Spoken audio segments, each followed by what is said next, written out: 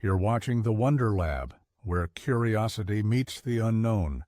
For hundreds of years, the world has been haunted and fascinated by a single word: pirates.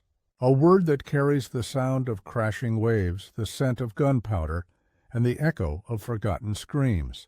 From children's tales to Hollywood movies, we've been told stories of daring outlaws who sailed the seas for gold, adventure, and glory. But somewhere between the myth and the memory, the truth was lost. What if the pirates were not just criminals of the sea, but symbols of rebellion, men who rose against kings, empires, and the very order of the world? What if behind their brutal image lies a forgotten chapter of human history, one that speaks of freedom, equality, and defiance? This is not the story of fantasy. This is the story that history tried to bury beneath the waves. The real pirates were not legends written by storytellers. They were survivors of a world that gave them nothing. They were sailors betrayed by their nations, soldiers abandoned after wars, and dreamers who turned the endless ocean into their final refuge. Their ships were more than vessels. They were kingdoms without kings, floating societies where every man had a voice, where votes mattered more than blood, and where courage could rewrite destiny. Yet behind that fragile dream of freedom lurked darkness, violence, greed, and death that came without warning. Among them rose one figure whose name would strike fear into every heart, a man who mastered not only the sword, but the art of fear itself. His beard was black as night, his presence larger than life, and his legend eternal. He became the face of piracy, the symbol of its power, and the ghost of its downfall. This is his world, the world of the pirates. A story of gold and blood, of myths and reality, of freedom and fear.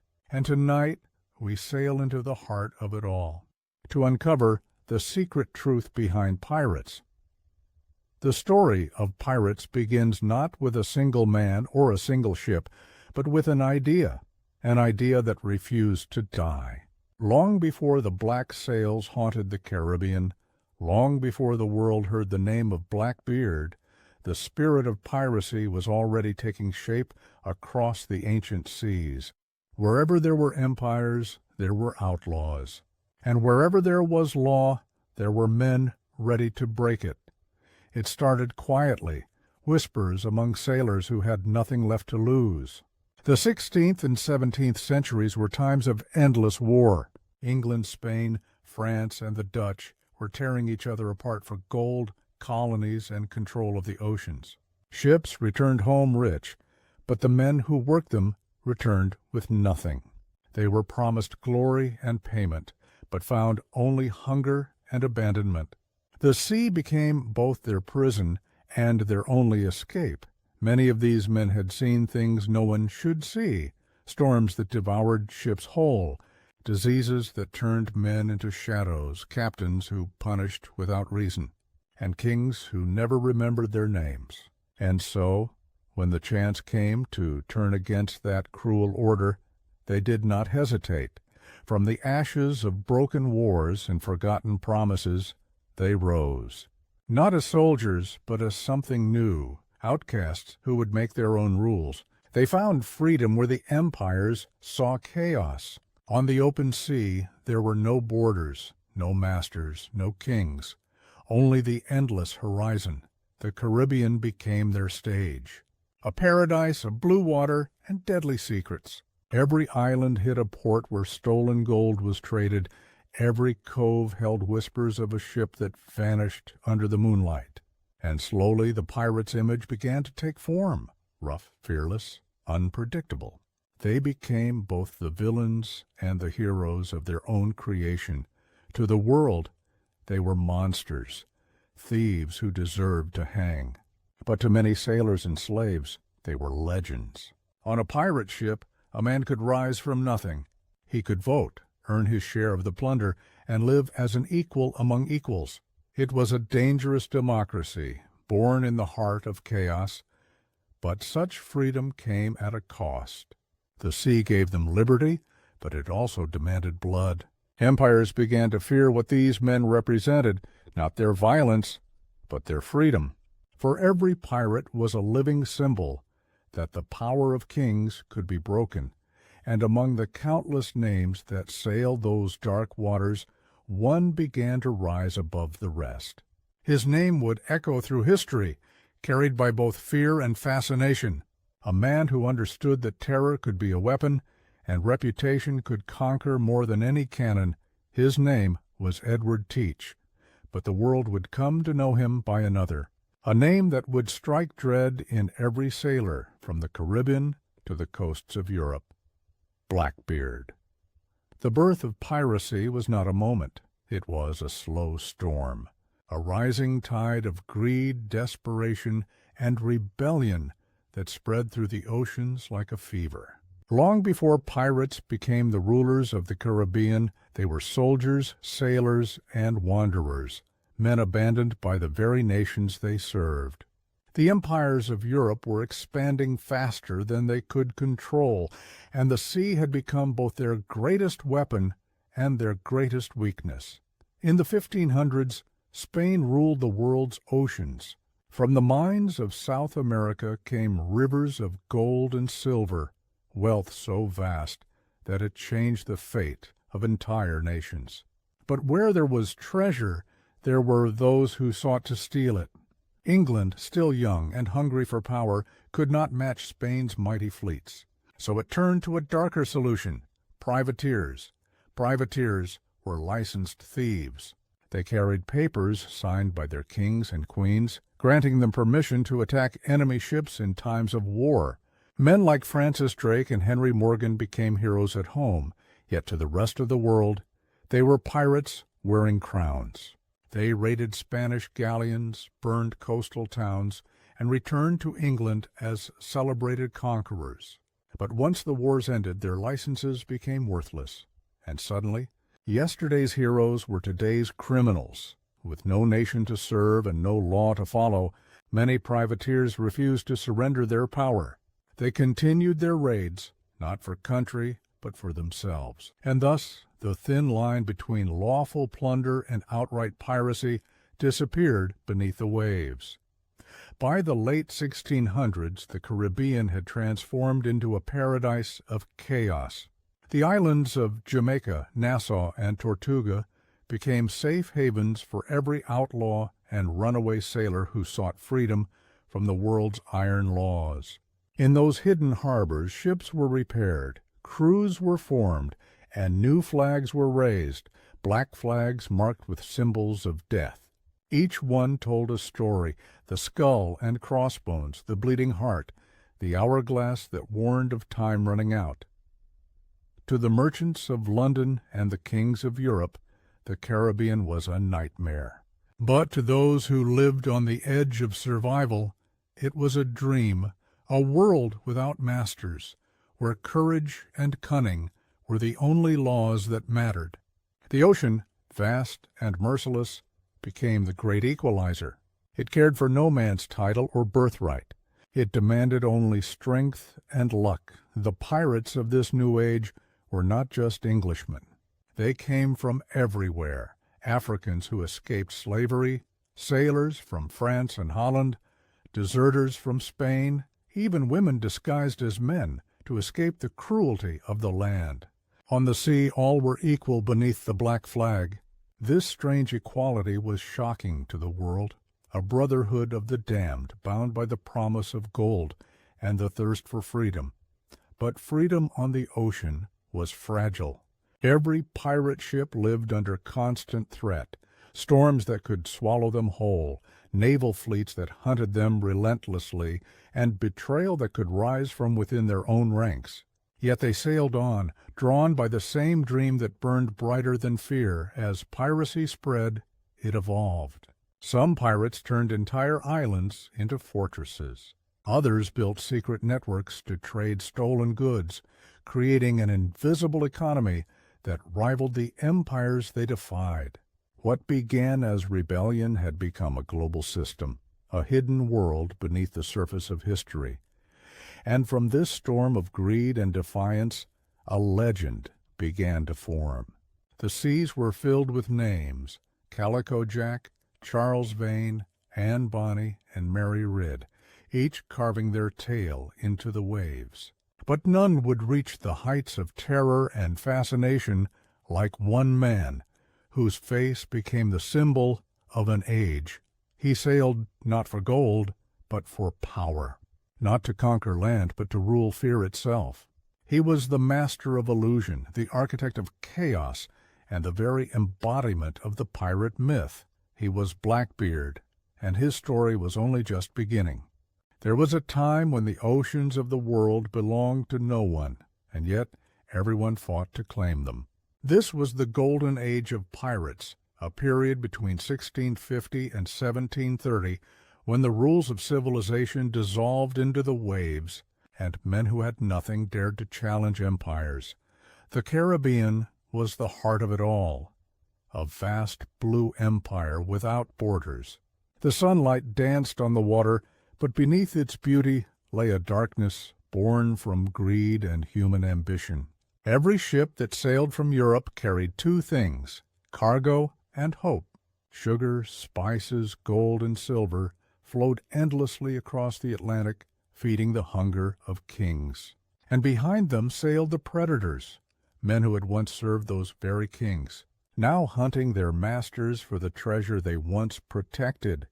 The ports of Nassau, Tortuga, and Port Royal became cities of sin and freedom. Wooden taverns roared with laughter, music, and gunfire. Flags of every color fluttered in the salty wind. Here there were no nations, no laws, only opportunity. A man could lose everything in a dice game at dawn and command a ship by sunset. The air was thick with the smell of rum, salt, and gunpowder. Life was short, violent, and free. The Golden Age of Pirates was not golden for its wealth, but for its idea, the idea that ordinary men could break the world and rebuild it in their own image. They created a system unlike anything seen before. On land, kings ruled by bloodlines. At sea, pirates ruled by votes. Every man on board, no matter how poor, had a voice in deciding where to sail, when to fight, and how to divide the plunder. Captains could be overthrown by their own crew. It was democracy at the edge of the world, raw, dangerous, and real. But the pirates' freedom was fragile. Every victory came with a shadow. The more they succeeded, the more powerful their enemies became. The British Navy, the Spanish Armada, and the French fleets began to unite in their hatred.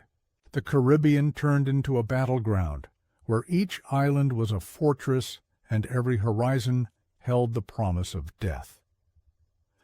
The pirates fought not just for gold, but for survival. Their ships, sleek, fast, and deadly, became symbols of terror. The black flag, the Jolly Roger, was their declaration of war against the world. When a pirate ship appeared on the horizon, merchants would surrender before a single cannon was fired. For to resist meant death, and worse, a death without mercy. Yet among this chaos, legends were born. Men like Charles Vane, who burned ships just to watch them glow against the night. Calico Jack, whose charm was matched only by his recklessness. And the fierce women, Anne Bonny and Mary Rid, who fought side by side with the men, their swords as sharp as their defiance. They shattered every rule society had written, proving that courage and madness often shared the same soul. But above them all rose one man, not the strongest, not the richest, but the most feared. His presence could silence a crew and freeze the blood of captains. His ship, the Queen Anne's Revenge, cut through the waves like a phantom. His beard was black as the abyss, and his eyes burned like dying stars. He tied slow-burning fuses beneath his hat so that smoke curled around his face, turning him into a living demon. He was not just a pirate. He was terror made flesh, Blackbeard. To his enemies, he was chaos incarnate. To his men, he was a god. He ruled not by cruelty, but by theater, by the art of fear. He understood the power of myth. He knew that one terrifying story could sink 100 ships without a single cannonball. The world saw him as a monster, but he was far more dangerous. He was a strategist. Every rumor, every tale of his brutality was carefully crafted to build an empire of fear. But even as Blackbeard's legend grew, the world around him began to change. The Golden Age that had given birth to him was beginning to die. The empires were no longer weak. The British Navy was growing stronger, faster, and more relentless. What had once been a playground for rebels was becoming a trap.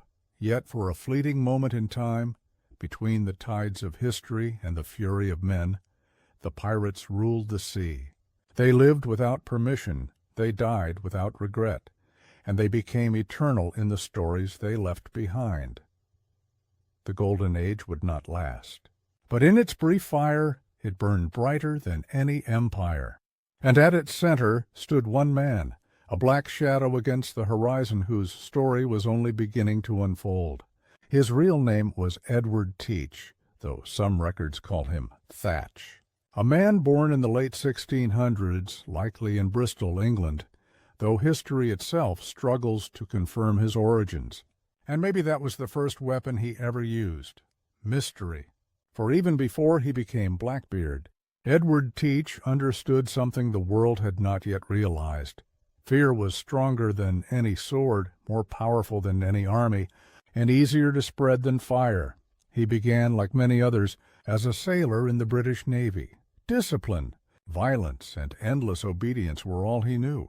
But when wars ended and the ships returned, the sailors were left behind, unpaid, unwanted, and forgotten. It was then that Teach vanished into the Caribbean, and when he returned, he was no longer a man of the crown. He was something far more dangerous. By the early 1710s, the Caribbean was filled with chaos. Pirate crews shifted alliances faster than the wind changed direction. But in that chaos, Teach found his opportunity. He joined the crew of Benjamin Hornigold, a pirate captain respected across the Bahamas. Under Hornigold, Teach learned the art of command and the psychology of the sea. And when the time came, he surpassed his master. In 1717, he captured a massive French slave ship named La Concorde. It was sleek, fast, and built to carry hundreds of souls across the Atlantic. Teach refitted it with 40 cannons, renamed it the Queen Anne's Revenge, and gave it a flag of Black Death. The ship itself became a symbol, not of treasure, but of terror. Wherever its shadow fell, fear followed. Blackbeard was no ordinary pirate. He was a strategist of the mind. He knew that power came not from the number of men or guns, but from the image others believed. When he sailed into battle, he tied burning slow matches beneath his hat so smoke drifted around his face, giving him the appearance of a demon risen from the sea. To his enemies he looked immortal, and that illusion was enough to make even seasoned captains surrender without firing a single shot. But the truth was far more complex. Blackbeard rarely killed unnecessarily. Most of his victories came from intimidation alone. He cultivated stories about his cruelty, spreading rumors that made him larger than life. He became a living ghost story, a man who could not be understood, only feared. The people of the Caribbean whispered about him in taverns. Mothers frightened their children with tales of the man whose eyes glowed in the dark, whose laughter could be heard before his ship appeared on the horizon. Sailors claimed he was the devil himself, that he made pacts with the sea. But those who actually sailed with him told another story, of a man who drank with his crew, shared their spoils, and commanded loyalty not through brutality, but respect. To his men, Blackbeard was both protector and prophet. He ran his ship like a kingdom of equals. Every decision, from the division of loot to the choice of targets, was discussed among the crew. He punished betrayal but never cruelty. His leadership was built not on fear, but on myth, and he used that myth like a weapon sharper than any cutlass. As his reputation spread, so did his fleet. At his peak, Blackbeard commanded not one ship, but 4, each crew loyal to him, each flag flying beneath his shadow. He seized towns, blockaded ports, and once even held the entire city of Charleston, South Carolina, hostage.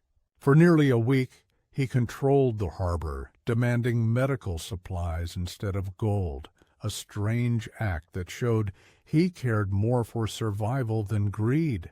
The world had never seen anything like him. A man with no army, no empire, no flag, and yet he ruled entire waters. He was not fighting for treasure. He was fighting for control, for independence, for the right to exist beyond the reach of kings. In a world bound by laws and monarchies, Blackbeard became the embodiment of absolute freedom, and that made him the most dangerous man alive. But freedom is never eternal. Every legend that rises must face its reckoning. The empires that had once ignored the pirates began to unite against them. The governors of the colonies grew restless, the merchants cried for justice, and the Royal Navy began to hunt. Blackbeard, the master of fear, now found himself hunted by the very fear he had created. The myths that had made him immortal were beginning to turn against him. His name was too loud, his fame too great, and the world, once terrified by his shadow, began to prepare for his fall. Yet, even as the storm gathered, Blackbeard stood unbroken, his ship anchored in the mists, his men loyal and his legend untouchable. The sea had become his stage, and every battle was a performance written in blood and smoke, and though he did not know it yet, the curtain was about to close, not on the man, but on the age he defined. Far from the eyes of kings and empires, beyond the reach of their laws and their gods, there existed a world like no other, the world of the pirate ship. It was not merely a vessel of wood and rope. It was a living, breathing kingdom that floated upon the endless blue, and within it every man was both prisoner and free. Life aboard a pirate ship was brutal, unpredictable, and yet strangely democratic. The wooden decks creaked beneath the weight of stories untold. The air was thick with the smell of salt, tar, and rum, a perfume of survival. Every morning began not with order, but with chaos, laughter, quarrels, the clang of knives being sharpened, and the restless rhythm of waves striking the hull. There were no uniforms, no ranks carved in stone. A sailor could rise to power through courage or fall into the sea through betrayal. But beneath that chaos lay a code, the pirate code. It was not written by kings or scholars, but by the men who refused to kneel to them. Every crew had its own version, but the essence was always the same: equality, loyalty, and justice, in their own savage form. Each pirate signed it, often with blood or an X mark, binding themselves to its law. Plunder was divided equally, decisions were voted upon, and the captain was nothing without his crew's will. On a pirate ship, even the lowest deckhand could challenge the captain's command. If the crew lost faith in their leader, they could remove him, a concept unthinkable in the world of kings. And so, in the middle of an ocean ruled by tyranny, pirates created something the world had not yet seen: a floating democracy, a fragile one, born in rebellion and kept alive by the constant taste of danger.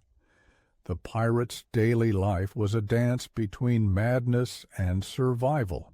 They repaired torn sails under the burning sun, patched holes in the hull after violent storms, and rationed water like treasure. When no merchant ships were in sight, hunger gnawed at their bellies. Food rotted quickly and water turned sour. Worms crawled in the bread, and diseases spread faster than the wind. Yet somehow they laughed. They sang songs that cursed the empires and praised the sea. They drank, gambled, and told tales of treasure that might never exist.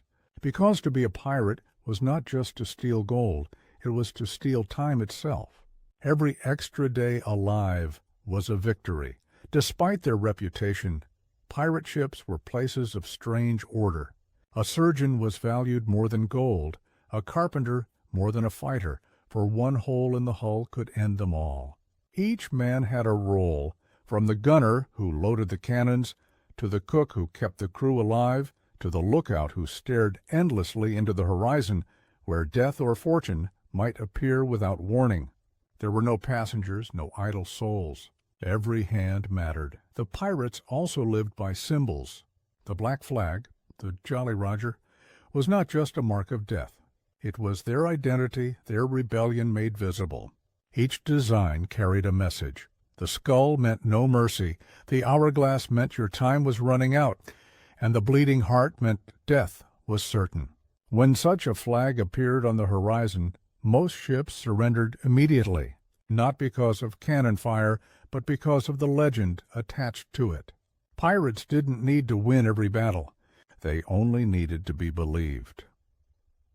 At night, when the sea was calm and the stars glimmered above, the pirates gathered on deck, their faces lit by dim lanterns, their stories mixing truth and fantasy.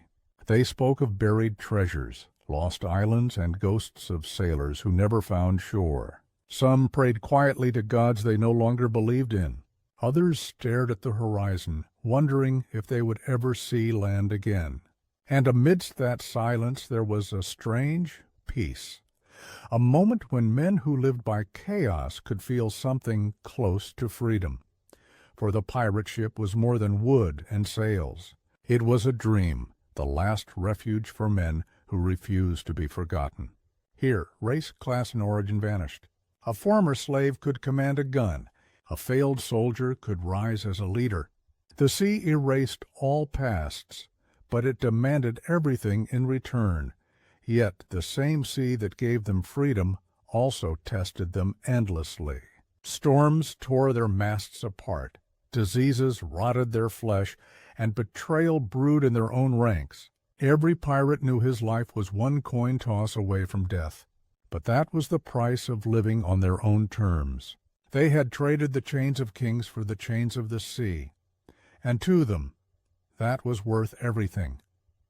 Still, as the years passed, the dream began to darken.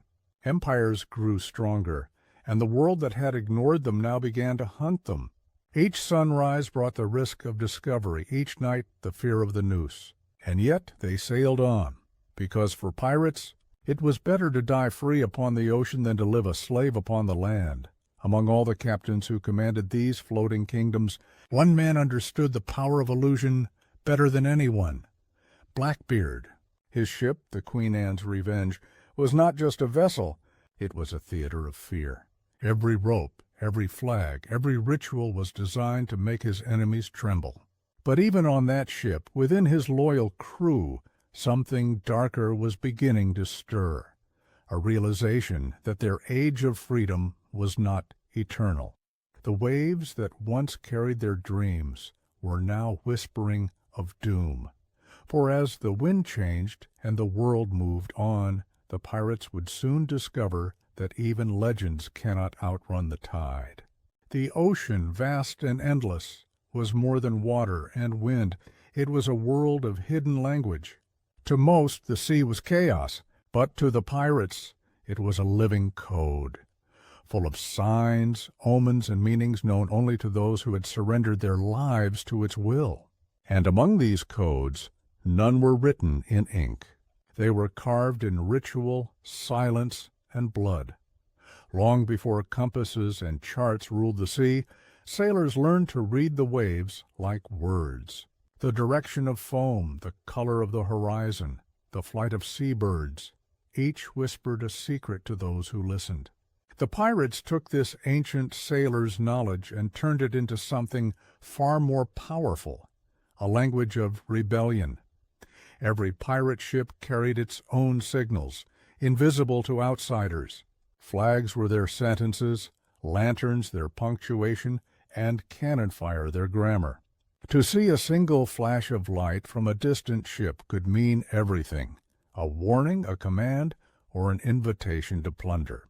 They communicated across miles of ocean without uttering a single word, guided by instinct and the understanding that one mistake meant death. But beyond this surface language, there were codes far older, far darker. Pirates believed the sea itself had rules. laws that no empire could break. Superstition and survival became one. It was said that the ocean watched those who sailed it, that every storm, every calm, every sudden wind was not random, but a judgment. To insult the sea was to invite doom. So before each voyage, captains performed rituals, pouring rum into the waves, whispering prayers to the drowned, or tossing coins into the depths to buy safe passage from unseen spirits. Even the cruelest pirate bowed his head before the sea's invisible gods. Yet the most sacred code was not about fear, it was about loyalty. Among pirates, betrayal was the greatest sin. To steal from a comrade was death, to lie about gold was death. To abandon a wounded brother was death, and not just death by blade, but death without burial. They believed a traitor's soul would be cursed to drift forever beneath the waves, never finding land or rest. These beliefs bound them together in a way no empire's law could. Because in a world with no nations, no families, and no future, honor among thieves became their only truth. Their code was not moral, but it was absolute. It made sense in their world where justice was measured not by mercy, but by balance. Every wrong had its price, and every man knew his fate was always one bad decision away. The Jolly Roger, their flag of death, was part of this deeper code. It was never random. Every mark on it had a hidden meaning. The skull and crossbones was not merely a threat. It was a contract. It said, "Surrender now and you may live. Resist, and you will not see another sunrise." Some pirates used bleeding hearts to show no mercy would be given. Others painted skeletons dancing with hourglasses, mocking the idea that time itself could be stolen. To fly such a flag was not only to declare war on the world, but to tell the truth of one's own soul, that death was not their fear, it was their companion. And then there was a deeper secret code, one that few ever spoke of. Rumors told of hidden symbols carved into driftwood, left on deserted islands as signs between pirate crews.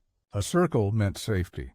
A cross marked danger. 3 slashes on a tree trunk meant that treasure had been buried nearby. Whether these were myth or reality, no one truly knows. But some sailors swore they had seen them, signs of a brotherhood that moved unseen beneath history itself. Even Blackbeard understood these codes better than any other. He used them not only to control his men, but to build a legend that even death could not erase. Before every battle, he would tie slow-burning fuses into his beard and light them, filling the air with smoke and sparks. To his enemies, it was as if hell itself had risen from the sea. But to his crew, it was a message that fear was their greatest weapon, and illusion their strongest shield. He turned the code of the sea into the code of the mind. Every movement, every light, every symbol had purpose. When a ship raised a black flag and then switched to a red one, it meant no quarter would be given. All who resisted would die. When lanterns were dimmed 3 times, it meant prepare for stealth. When a cannon fired without a target, it was not a mistake. It was a warning, a ritual call before the storm. The world of pirates was not lawless. It was ruled by unseen laws far older than any king's decree. And in that code lay the secret of their strength, unity. They may have been murderers, thieves, and rebels, but when the wind howled and the sea raged, they moved as one body, one spirit, bound by the invisible thread of understanding. To outsiders, the pirates were wild men of chaos. But to those who had sailed under the black flag, they were something else entirely. A hidden order, living by rules the world refused to see. Their brotherhood, forged in salt, blood, and fire, became their last religion. It was not written in books. It lived only in memory, in whispers, and in the silent respect between men who had looked death in the eye and chosen to keep sailing. And though centuries have passed, and the waves have swallowed their ships, Some say those codes still drift beneath the surface, waiting for those who dare to listen. For the sea, they believed, never forgets those who speak its language.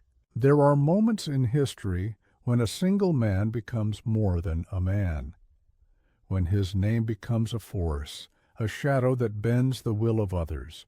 For the world of pirates, that shadow had a name, whispered with awe and dread. Edward Teach, better known as Blackbeard. He emerged from the chaos of the Caribbean like a storm that had waited centuries to be born. No one knew where he came from. Some said Bristol, others whispered Jamaica or the American colonies. His origins were fog, his history a void. But when he rose, he needed no past, only fear. For Blackbeard understood something no pirate before him had truly mastered. Terror was the truest weapon of the sea. He commanded a ship that seemed alive with menace, the Queen Anne's Revenge, a towering vessel armed with 40 cannons, black sails that devoured sunlight, and a figurehead that looked as though it had been carved from nightmare. To see her crest the horizon was to feel one's stomach turn to stone. For those who looked upon that ship knew that death itself was coming. But Blackbeard's genius lay not in violence alone. It was in theater. Before battle, he would tie slow-burning fuses into his thick black beard, light them, and step onto the deck as smoke and sparks surrounded his face. To his enemies, he was no longer human. He was a ghost of fire and shadow, a demon who ruled the sea. Even his own crew trembled at the sight of him, not because they feared his cruelty, but because they believed he commanded something beyond mortal understanding. He fought not merely for gold, but for power, the power of legend. Where other pirates sought treasure, Blackbeard sought reputation. He knew that fear could conquer faster than cannonballs. So he built his empire not through endless battles, but through calculated illusion. When merchant ships saw his black flag, they rarely resisted. They surrendered their cargo willingly, praying only to live. And that was exactly what he wanted, because Blackbeard understood a truth few men ever grasped, that the threat of death was more useful than death itself. Under his command, piracy became art. He ruled not as a tyrant, but as a conductor, orchestrating chaos with precision. His men were loyal not through love, but through awe.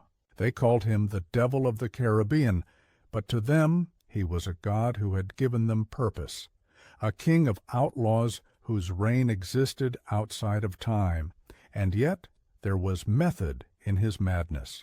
Blackbeard maintained strict order aboard his ship. No one drank during combat. No one stole from another. Punishments were brutal, but rare, because they were rarely needed. He governed through presence, a walking myth who made discipline seem like destiny. The seas bowed before him. From the Bahamas to the Carolinas, his black flag became the symbol of absolute control. Entire towns feared to sail, ports were abandoned, and naval officers wrote his name in reports with trembling hands. In less than 2 years, he had become the most feared man on earth, a pirate whose power rivaled that of nations. But behind the smoke and legend, Blackbeard was not madness alone. He was a strategist. He used deception as his greatest weapon. He would fake retreats to lure enemies into shallow waters. He would leave false trails of loot to trap pursuing ships. He even negotiated with governors and merchants, pretending to seek pardon while secretly planning his next strike. He played both pirate and politician, moving between worlds as if he owned them both. Still, beneath his cunning, there was a strange restlessness. Some said he began to believe his own legend, that he thought himself immortal. He surrounded himself with candles, muttering strange prayers to the sea at night. Others claimed he spoke of a hidden island where he had buried something that even he feared to touch, a treasure not of gold, but of knowledge, or perhaps a curse. No one ever found it. By 1718, Blackbeard had reached the height of his power. He had blockaded the port of Charleston, holding the entire city hostage. He demanded medicine, not money, an act that baffled everyone.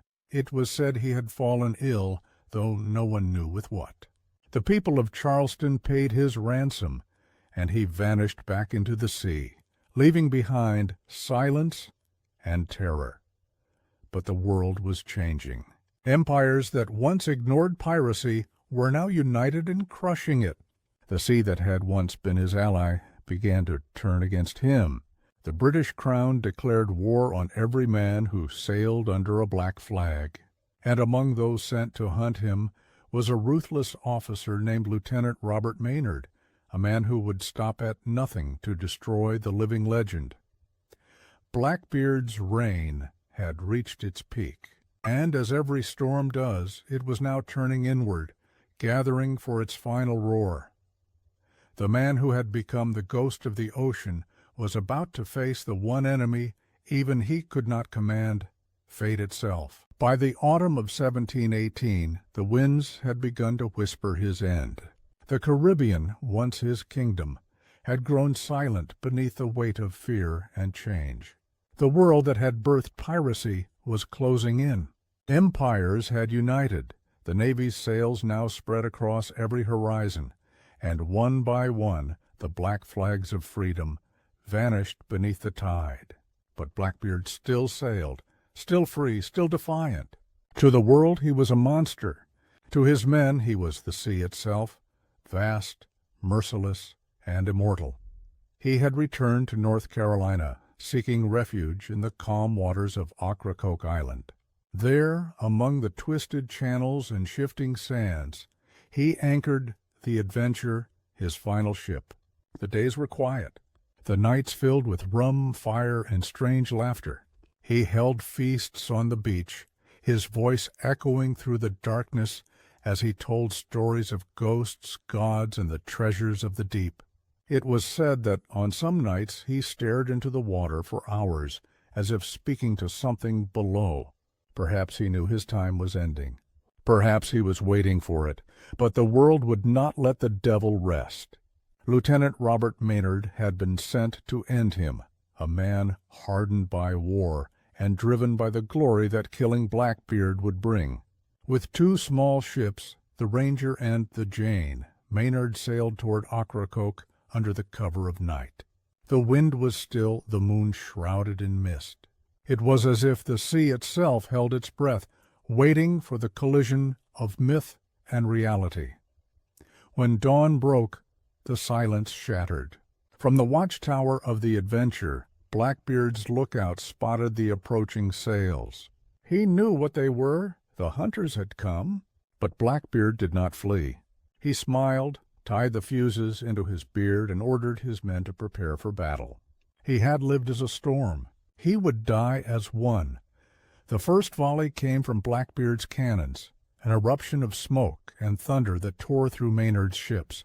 Men screamed as wood splintered, and the sea turned red. But Maynard's plan was cunning. He ordered his men to hide below deck, making it seem as though his ship was crippled. From afar, Blackbeard saw the deck empty, the flag still flying, and mistook it for victory. With a roar, he gave the command to board. As the Adventure closed in, Blackbeard leapt across the gap, sword in one hand, pistol in the other, smoke curling from his face like fire from the underworld. But when his boots hit the enemy deck, Maynard's men surged from below, a trap sprung with brutal precision. For a heartbeat, the world froze.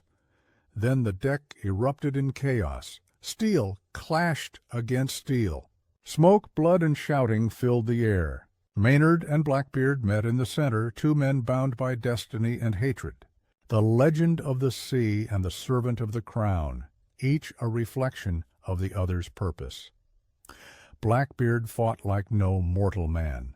He moved through the battle like a force of nature, every strike deliberate, every blow carrying the weight of years spent defying gods and kings alike. Bullets struck his body, but he did not fall. Blades cut his flesh, yet he advanced. His beard burned, his eyes glowed with fury, and his voice, deep and unbroken, thundered above the storm. damnation seize my soul if I give you quarter or take any from you." It took 5 gunshots and 20 sword wounds to bring him down. Even then he did not fall easily. He stood swaying for a moment, his face defiant, blood streaming down his chest, before finally collapsing to his knees. His sword slipped from his hand, hitting the deck with a hollow sound that echoed like the end of an age. When the smoke cleared, the sea was calm again, as if nothing had happened. Maynard stood over the fallen pirate, breathless and trembling, unable to believe the monster was real. But legends must die so history can move on. To prove the deed, he severed Blackbeard's head and hung it from his ship's bowsprit as a grim trophy, a warning to all who still dared to dream of freedom. The body was thrown into the water, and as it sank, men swore they saw it swim 3 times around the ship before disappearing beneath the waves. Whether truth or myth, it did not matter, for that was the nature of Blackbeard. Even in death he refused to be ordinary. His story became a ghost that refused to rest. Sailors spoke of seeing his shadow beneath the water on moonless nights. Some said they heard his laughter in distant storms. Others claimed his headless spirit still searched for his body beneath the waves. But what they did not know was that something far greater had died that day. Not just a man, not just a pirate, but the dream of absolute freedom. The ocean, once wild and untamed, was now being mapped, measured, and ruled. The age of pirates, born from chaos and rebellion, had reached its twilight. Blackbeard's death was not the end of one man. It was the end of an era. Yet in the silence that followed, as the last embers of his fire faded, the sea seemed to whisper that some storms never truly pass. They linger in memory, waiting for the right wind to rise again, and, perhaps, somewhere deep beneath the waves, the ghost of the man who ruled fear itself still waits, watching, listening, and smiling in the dark. The waves that swallowed Blackbeard did not keep him. They gave him back, not as flesh, but as story.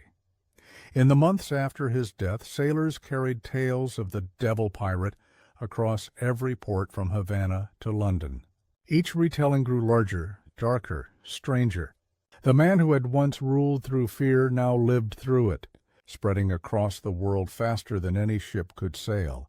To the common folk, he became the face of rebellion, a man who had defied kings and gods and paid the price.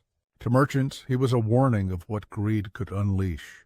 And to those who still dreamed of the sea, he became a promise that freedom, though fleeting, could exist. The real Edward Teach had been a sailor, a tactician, and a man of contradictions, brutal yet disciplined, savage yet strategic. But history rarely loves contradictions. It simplifies. The chronicles of empire turned him into a monster so that order could feel righteous. Ballads painted him as a demon with burning eyes. Pamphlets sold his ghost for a penny a page. The truth sank quietly while the myth grew sales. In taverns and courts alike, people spoke his name with fascination. The Queen Anne's Revenge was said to lie somewhere beneath shifting sands, her cannon still loaded, her treasure sealed in the dark. Maps appeared, each claiming to reveal where he had buried his gold. None were real yet the search never ended. The idea of Blackbeard's fortune became more valuable than any coin he ever stole. Centuries passed, but the legend refused to die. When writers sought heroes, they found him. When they sought villains, they found him again. He was reborn in plays, novels, and films, sometimes a monster, sometimes a philosopher of chaos, sometimes both. Every generation reshaped him in its own image. The Victorians turned him into moral warning, the modern world into romantic outlaw. And in each retelling, the line between truth and imagination faded a little more. Archaeologists later found the wreck of the Queen Anne's Revenge off the coast of North Carolina. Iron cannons encrusted with coral, fragments of glass, Weapons rusted into silence. Yet even with evidence in hand, the mystery deepened. Among the relics lay no treasure of gold, only fragments of ordinary life, buttons, tools, medical instruments, proof that beneath the myth had lived men of flesh, disease, and hunger. The real world of pirates was far less romantic, far more human. Still, the legend survives because it serves a purpose. It speaks to something ancient in the human heart, the yearning to break the chains of law, to sail into the unknown, to live by one's own design. Blackbeard became the embodiment of that forbidden dream. He was the whisper that asks, "What would you risk for absolute freedom?" In truth, he ruled the sea for less than 2 years. Yet in that brief span he carved a shadow that centuries could not erase. His flag no longer flies, his body long dissolved, but the idea of him, the audacity, the fearlessness, the defiance, still drifts across the waves, and perhaps that is why his ghost endures. Because the world still needs its pirates, even if only in story. We need the reminder that once in a world ruled by crowns, there sailed a man who refused every order but his own. So when storms rise over the Atlantic and the sky burns red with dawn, some sailors still whisper the old words, that the sea remembers him, that in the roar of the wind you can almost hear the laughter of a man who turned fear into freedom, for history buried him. But legend keeps him alive. The death of Blackbeard did not just silence a man, it silenced an age. The waves that once roared with cannon fire grew calm.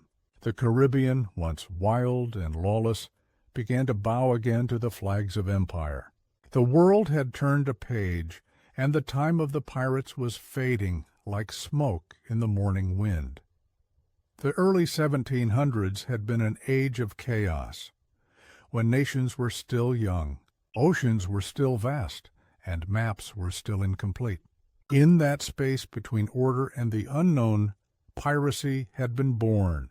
It thrived on confusion, on greed, on the hunger of men who had nothing left to lose. But the world was changing. Every storm ends, and every rebellion eventually meets its tide. The empires of Europe, once distracted by their wars, turned their full gaze to the sea. The same kings who had once hired pirates as privateers now hunted them with iron precision. New laws were written, new ships were built. The Royal Navy grew stronger than ever, and with it came a new kind of weapon, bureaucracy. Where cannons had failed, order succeeded. No safe harbors remained. Tortuga, Nassau, and Port Royal, once alive with laughter, rum, and rebellion, fell silent. The taverns where pirates had planned their raids became naval outposts. The docks where stolen gold changed hands became courts of law. And on the beaches where men once sang of freedom, gallows were built. In a single decade, the Golden Age of Piracy was erased. Captains who had ruled the seas were captured, pardoned, or hanged. Charles Vane was executed in Jamaica, his body left for the crows. Calico Jack met the noose beside Bonny and Mary Read, whose names lived longer than his. And the black flags that once terrified nations were lowered forever. The sea, once a sanctuary for the lost, became a machine of commerce, mapped, measured, controlled. Ships no longer sailed in search of chaos, but for profit. The world grew predictable, safer perhaps, but smaller too. Yet even as the last pirate fell, something in the world's heart resisted. For every empire built upon control, there will always be a dream of rebellion. And the pirates, though gone in body, became that dream. They became the stories told in whispers, the ghosts that refused to leave the tide. They became symbols of defiance, of courage, of the price of freedom. History called them criminals. Legends called them heroes. But perhaps they were simply men who saw the world as it was and refused to accept it. The ocean never forgets such men. Its silence holds their memories. Its storms echo their laughter. And sometimes, in the stillness before dawn, when the wind pauses and the sea turns black, you can almost feel them there. Invisible ships drifting through time, their sails full of ghosts, they remind us that freedom once tasted never truly dies. It only sleeps, waiting for another generation to find it again. For though the age of pirates ended, the spirit that created it endures. Every soul who looks toward the horizon and wonders what lies beyond, every heart that refuses to bow, that dares to live by its own code, carries the same fire that once burned in the eyes of Blackbeard, and so the ocean keeps its secret. It buries bones, it erases names, but it never kills the dream. The pirates are gone, but the sea, their eternal witness, still remembers. For in the endless rhythm of waves and wind, the story of piracy continues to whisper, not as history, not as legend, but as the echo of humanity's oldest desire, to live free, even for a moment, beneath an ungoverned sky. The sea is older than memory. It has watched empires rise and fall, kings crowned and dethroned, ships born and broken, and somewhere in its endless blue heart, it still holds the sound of a name whispered by time. Blackbeard. Not as a man, not as a monster, but as a moment, a flicker in history when fear and freedom were the same thing. He became a symbol for everything the world tries to control, and everything it never can. For when we speak of pirates, we are not only speaking of thieves. We are speaking of dreamers who sailed beyond the edge of certainty, of men who stared into the unknown and called it home. They lived fast, died young, and left behind a mythology that refused to sink. Centuries later, the ocean still carries their memory, in the crash of the waves, in the salt of the wind, in the shimmer of moonlight over black water. Each tide feels like a heartbeat from another age. Each whisper of foam feels like a story still being told. Perhaps that is why their legend never dies, because it belongs to something deeper than history. It belongs to the part of us that craves escape, to the child that looks out over the horizon and dreams of another world, to the soul that knows freedom is not a place, it's a feeling. And so, as we close this journey, we are left with a question, not an answer. Was Blackbeard truly a villain, or just a man who refused to kneel? Was piracy an act of greed, or the final rebellion against the cages of civilization? Maybe the truth lies somewhere between the tides, in the space between man and myth, chaos and control, life and legend. For the world we live in was built by order, but the stories we remember were born from defiance. And perhaps that's why, even now, we still look to the sea. Because deep down, we all long to be unchained, even if only for a moment. This has been the secret truth behind pirates, legends, myths, and the real Blackbeard. And as the horizon fades to silence, remember, the sea may bury its dead, but it never buries its stories. This is the Wonder Lab, where curiosity sails beyond time, and every mystery waits to be rediscovered.